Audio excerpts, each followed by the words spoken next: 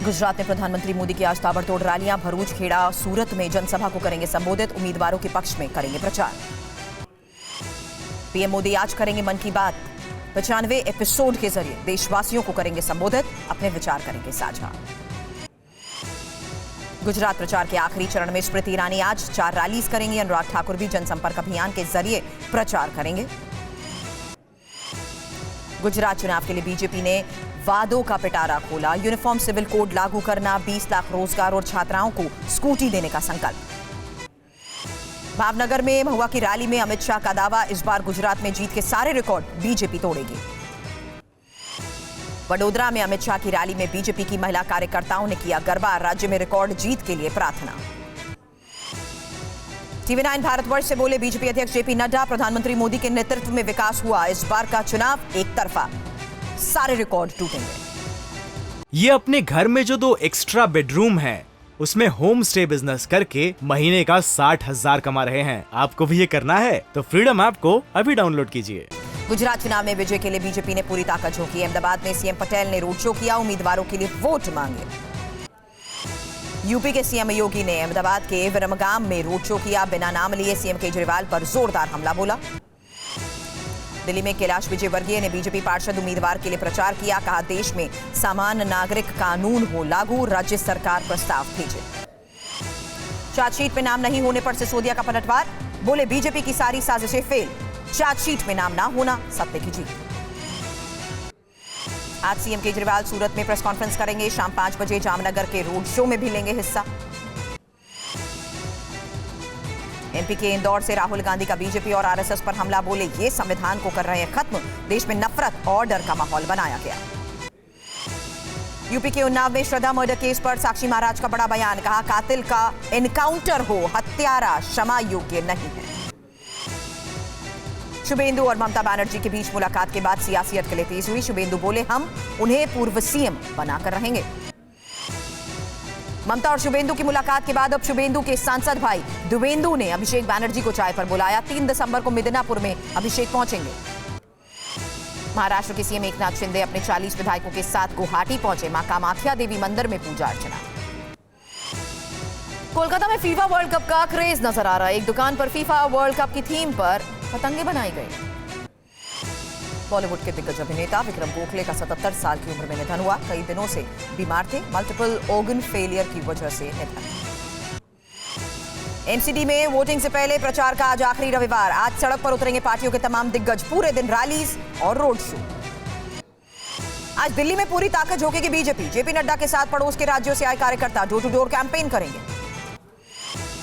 दिल्ली में आम जनता के साथ 2 जनसंपर्क अभियान में शामिल होंगे पीयूष गोयल। गिरिराज सिंह के साथ कई दिग्गज रैलीज में होंगे शामिल। सीएम धामी ने राहुल गांधी के लुक पर तंज कसा, कहा दाढ़ी बढ़ाने से कोई मोदी नहीं बन जाता, देश के लिए समर्पित होना पड़ता है।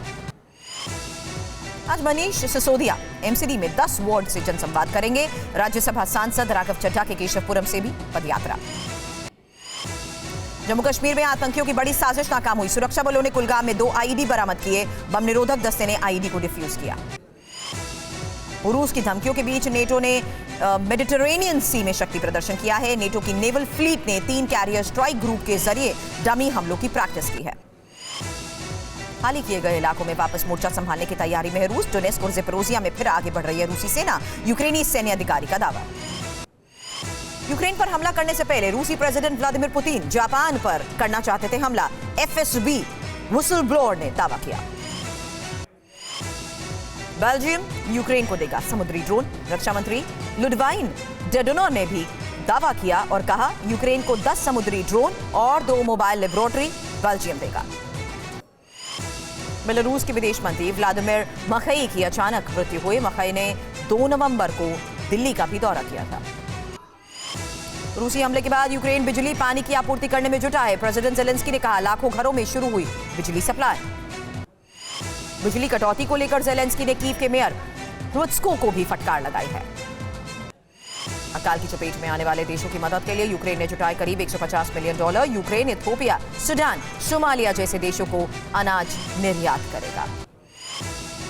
युद्ध में वापसी करने के लिए रशियन एयरफोर्स अब सुखोई 34 बॉम्बर्स से कर रही है एयर स्ट्राइक। स्ट्राइक में यूक्रेन के कई इलाकों को निशाना बनाया गया है।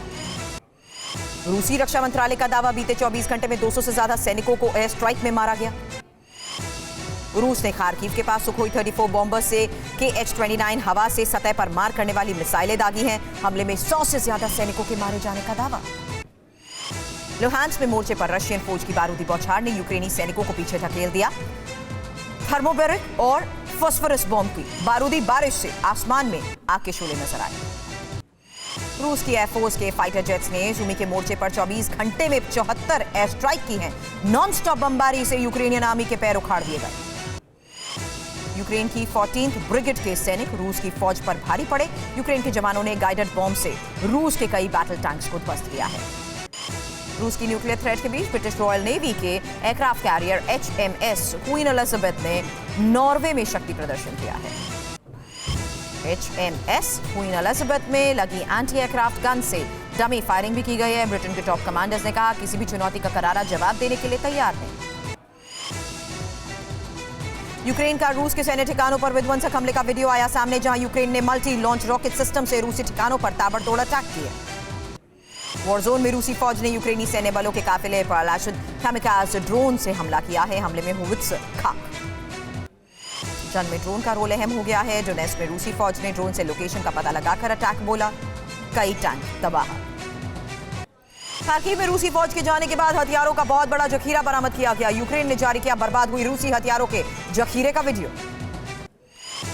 खेरसों के नेप्रो नदी के करीब यूक्रेनी आर्मी की आर्टिलरी फोर्सेस ने रूसी फौज के काफिले पर हमला बोला। हमले में यूक्रेनी सेना ने रूसी फौज के कई तोपों को उड़ा दिया। मार्कोलिव में रूसी फौज ने यूक्रेनी ठिकानों पर बड़ा हमला बोला। रूस ने हमले में यूक्रेन की सेल्फ प्रोपेल्ड गन एसेशिया को निशाना बनाया। हमले में यूक्रेनी आर्मी के 6 जवानों की मौत हुई। ब्रिटेन के रक्षा मंत्रालय का दावा, रूस के पास लंबी दूरी की मिसाइलों का स्टॉक कम हो गया है। एविएशन एक्सपो में चीन ने दिखाई अपने नए short range air defence system SHORAD की पहली झलक। ये अपने घर में जो 2 एक्स्ट्रा बेडरूम हैं, उसमें होम स्टे बिजनेस करके महीने का 60,000 कमा रहे हैं। आपको भी ये करना है तो फ्रीडम ऐप को अभी डाउनलोड कीजिए।